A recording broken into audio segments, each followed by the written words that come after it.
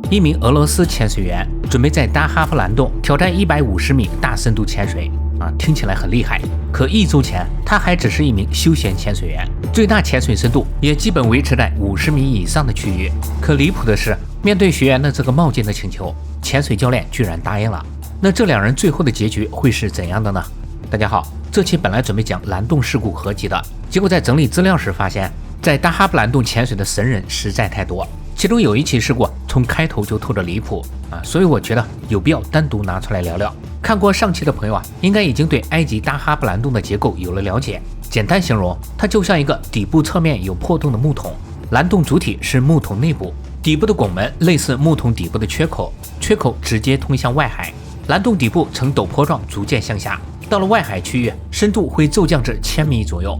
这就是蓝洞，其他信息就不多介绍了。我们直接进入主题。2011年10月底，一名35岁的俄罗斯人来到大哈布，他叫伊戈尔扎洛，派蒂之之为教练训练官以及紧急第一反应教练训练官，共有386次休闲潜水经验，但技术潜水经验为0好巧，上期的尤里也是俄罗斯人，和他老乡一样，伊戈尔也赶时间。他来大哈布的主要目的是想在1周内完成从理论到3混气潜水的全套训练，同时考取派蒂的一个技潜教练认证。可通常情况下，这本该是一个长期过程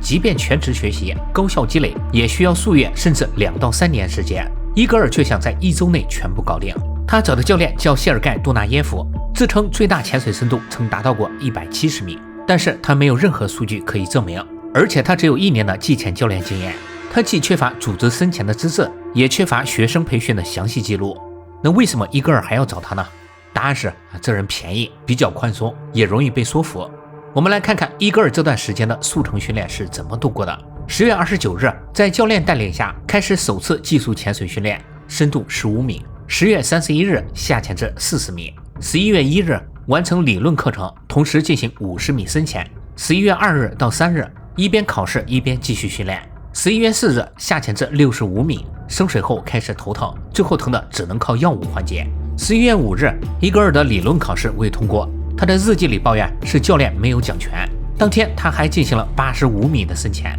仅仅1天后，他又被允许下潜至106米，这在专业技术潜水培训中是极其不合理的安排。也是在这天，伊戈尔重考理论考试，正确率超过90%。次日，也就是11月7日，只拥有10天14次技潜经验的伊戈尔自信心彻底爆棚，他觉得技术潜水也不过如此，于是就想玩个大的，挑战150米的深度。更离谱的是，正常情况下，单人进行150米开放式深潜，花费要在800到1000欧元之间，可伊戈尔只花了250欧元，因为他把该省的和不该省的全省了，比如备用气体、支援潜水员、岸上的应急车辆、医疗支持等。据教练谢尔盖说，原本他是准备自己下150的，可伊戈尔知道后就主动提出也要加入，最后他经不住伊戈尔的劝说就同意了。一个敢想，一个敢同意，这就是伊戈尔手写的150米潜水计划。但实际下水时，他用的是另一套方案，而且气体配置和储备量远低于安全标准。2011年11月7日上午8点半，伊戈尔与教练谢尔盖进入蓝洞顶部，他们沿内侧岩壁开始下降。值得一提的是，后来的数据显示，入水后伊戈尔主平的压力为200巴，而计划的应该是220巴，也就是说刚下水时他的主气瓶就已经损耗了20巴。可伊戈尔要么没发现，要么是直接忽视了。两人很快来到水下52米处的拱门区域，伊戈尔用手势向教练表示没问题，随后两人一边穿越拱门一边继续向下。8点48分，伊戈尔切换至3混气继续下降，但此时他已经开始出现淡麻醉症状，具体表现为手势迟缓、注意力不集中。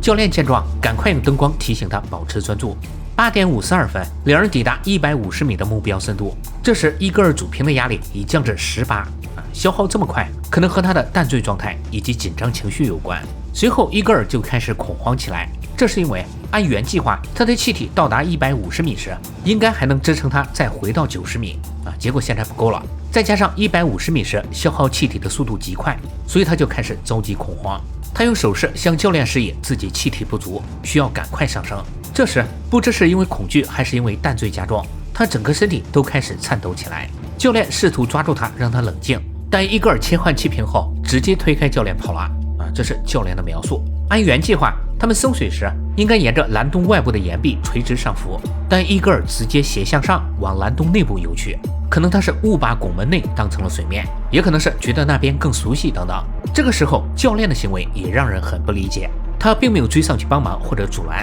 而是按原计划从蓝洞外开始升水减压。后来他解释说，伊戈尔游得太快，他找不到人，就以为他已经按计划上浮。伊戈尔以每分钟25米的速度快速上浮，而安全标准的上升速度是每分钟9米。途中因为恐慌，他的气体消耗速度极快，在深度约80米时，伊戈尔切换了一次气体，在60米的第一个减压点，他没有停留，继续上升。8点59分，伊戈尔通过52米处的拱门继续向上。这时他已经出现了减压病的早期症状，比如关节疼痛、呼吸困难等。途中，伊戈尔还碰到了其他潜水者，对方用手势询问他是否有问题。可奇怪的是，伊戈尔并没有寻求帮助，他只做了个 OK 的手势就继续上浮。这一幕也被多名潜水员看到。之后可能是因为用了高氧气体还有淡醉影响，他的意识很不清晰，所以在最后几个减压点他全都没做停留。潜水电脑表数据显示，短短6分钟内他就从150米的深度上浮到了水面。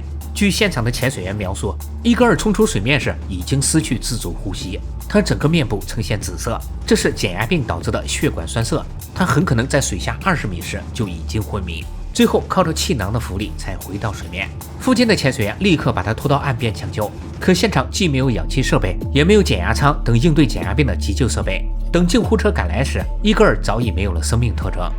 医生诊断伊戈尔的死因为爆发性减压病导致的多气管衰竭。详细点说，就是伊戈尔从150米不做停留，直接上浮到水面的过程中，他承受的外界压力从16个大气压骤降至1个大气压。他在大深度时融入体内的氮气，就像摇晃过的可乐被拧开盖子一样，瞬间形成大量气泡。这些气泡无法及时排出，就堵塞血管，压迫组织，引发爆发性减压病。同时叠加动脉气体栓塞，所以现场做人工呼吸根本救不了他的性命。在伊戈尔出水约2小时后，教练谢尔盖完成减压浮出水面，他从马鞍处游回蓝洞，再返回岸边。直到这时，他才知道自己的学员已经在2小时前死亡。事故讲完了，接下来我们再来分析一下事故的原因。首先是教练，他的资质并不透明，而且还对伊戈尔进行违规速成培训，1周内敢让他从入门直接跨越到150米大深度潜水，简直是乱来。他未能正确评估学员的技术水平和心理状态。在水下，伊戈尔出事后也没有第一时间跟上去帮助，而是任由他独自上浮。一开始他说是自己让伊戈尔上浮的，但在被人指责后又改口，说是伊戈尔推开自己跑了，后来因为能见度太低他就没追。这也不太可能，因为蓝洞下的能见度还是比较高的，他肯定能看到伊戈尔的上浮轨迹，但他却没有跟过去，而是自己从蓝洞外减压升水。后来一些潜水专家说，如果当时教练能积极帮助，伊戈尔很有可能就不会死，他根本没有尽到一个教练该尽的责任。然后我们再来说下这伊戈尔自己的问题，简单概括就是太过冒进，对深度盲目崇拜。他在无任何技术潜水认证的情况下，仅通过10天速成培训，就从几十米跃升至150米深潜。他根本没有真正掌握深度潜水所需的浮力控制、气体切换、减压规划等核心技能，以至于出现淡醉后无法理性应对，最终出现恐慌性失控升水。除此之外，还有一个更深层次的原因，就是潜水行业的速成培训乱象。比如8天完成全洞穴潜水认证，10天从休闲潜水到技术潜水等等，这导致许多人都忽视了技能打磨和心理建设。其实这种情况国内也有，前几天我还看到有潜水教练在发视频吐槽，希望想学潜水的朋友不要为了拿证而拿证，就像考驾照一样，理论和操作都要认真学习，这不仅是对你的安全负责，也是对你的潜伴以及家人负责。好了，那本期视频到这里就全部结束了，感谢各位的观看，我们下期再见。